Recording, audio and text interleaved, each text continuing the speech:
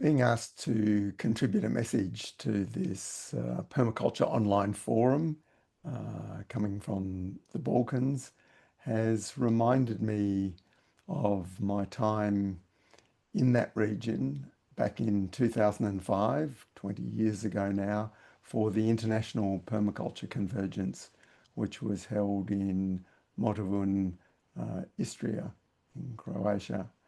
And it reminded me of especially that time was part of a 6-month teaching and study tour that took me to quite a few countries in Eastern Europe and made me emphasize to those who I was talking to as permaculture colleagues in that region and those from around the world how many things there were in that region from a traditional land use nature, traditional architecture sources, and other aspects that were models for what we could adopt in permaculture around the world. Of course, this drawing on tradition and ways that our forebears lived has been an important theme that I've always emphasized as a counterbalance to the idea that permaculture is modern innovation that comes from the modern world and from the other side of the world rather than what we know and are familiar with around us.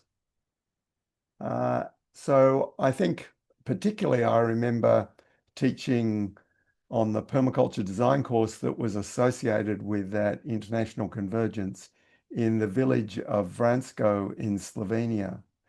And I came to the conclusion that there were so many things that permaculture people from Western Europe and countries like Australia and North America could come to places like rural Slovenia and learn so many things that were relevant to permaculture.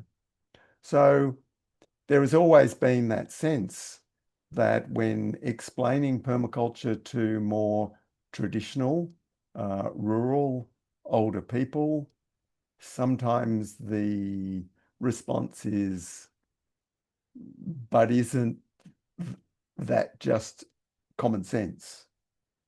And yes, a lot of permaculture is just common sense, but it's no longer common. So it's a process of relearning to some degree, but not completely, because the world has changed for both better in some cases and worse in others. And some of those changes are irreversible. Some of them will lead to a cascade of further changes. So the idea that we can just go back to what our forebears did is a more limited, at its extreme, a fundamentalist idea.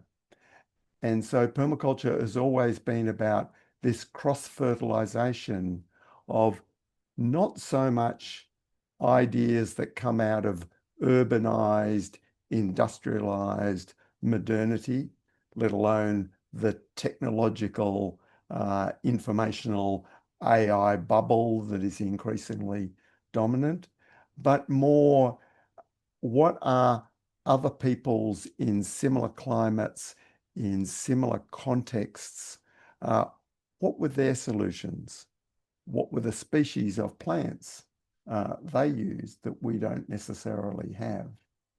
So this cultural cross-fertilization, rather than always relating our own traditional context to modernity as the normal context, I think is very important. That being said, of course, permaculture has always been about making use of what is available in the technological world. From the focus in my work and many other permaculture pioneers on the use of diesel-fueled bulldozers and other heavy earth-moving machinery to create appropriate, sustainable earthworks that could be managed by future generations, if necessary, with hand tools. Those opportunities to use technology or renewable energy, or in fact, the internet. Permaculture, ironically, became globally spread quite early on in its evolution, making use of these huge opportunities that these technologies of modernity provide for us. At the same time, it has managed to be seen as relevant by people in very different cultures and different views of the world, religious traditions, and other contexts. Even though in its origins it might have come out of one of the longest affluent countries with a long emerging, if you like, post-religious humanist scientific tradition that both myself and Mollison, even though we were a generation apart, emerged from. The relevance of permaculture has been taken up in many very traditional places where people have a strong religious, sometimes indigenous affiliation to land and environment, kin and community. So I think that is one of its strengths going into dealing with the challenges of the modern world, where increasingly there's this division in different ideological camps and hardening of good and bad people stories, good and bad nations, and the right and wrong crusades to change the world to conform to our own ideology. And in that, I include environmental ideologies and even permaculture ideology. So I think in looking to the theme of this gathering, the problem is the solution, this reminds us always to look at what are the positive opportunities from our situation or circumstance.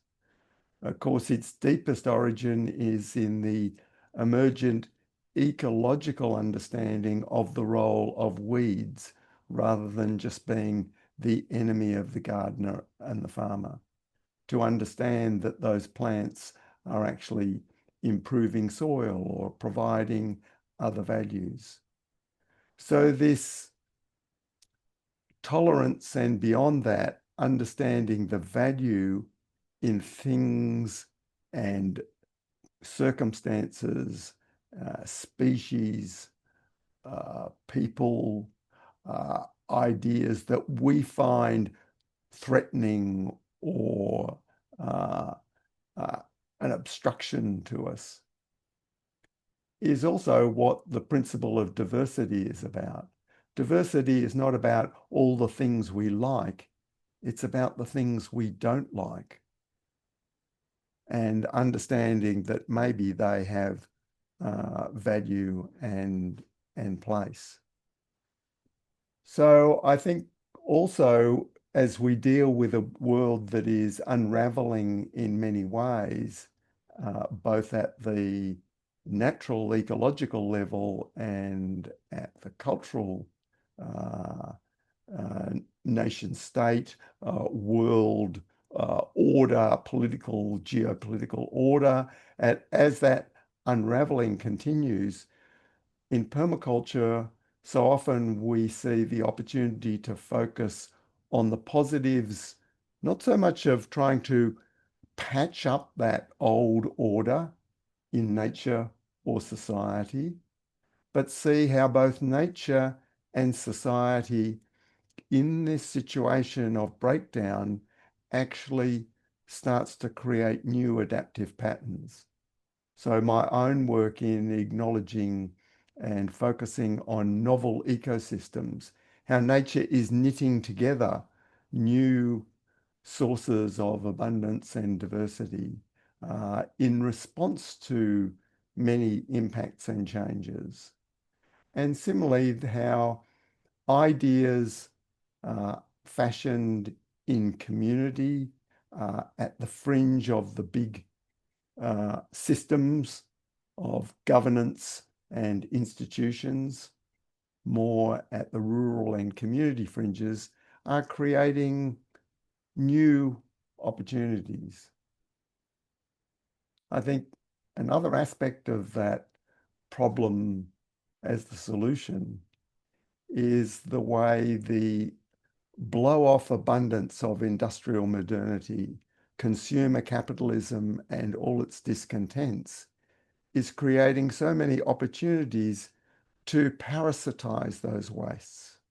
Many of us actually live from some interaction with the abundances of nature and the wastes of society. So the opportunities to make use, not just in sort of simple ways, but in ways that involve complex redesign, complex retrofitting, what Oliver Holmgren calls obtainium engineering, high-level reuse of technologically complex materials that are being discarded and abandoned in so many ways and different contexts. And of course, that ranges in parts of the world, including in Eastern Europe at the moment, from the blow-off explosion of consumer capitalism right through to its other expression in disaster capitalism and war, the destruction of things. And while recognizing the tragedy of these processes that we can see, like the tragedy in nature of loss of species, there is also these possibilities of creative renewal. So I would encourage all of you coming to this gathering to see how you can focus on those positives, and that, yeah, maybe the problem is the solution. And I hold those memories of my time in that part of the world as very precious. Thank you.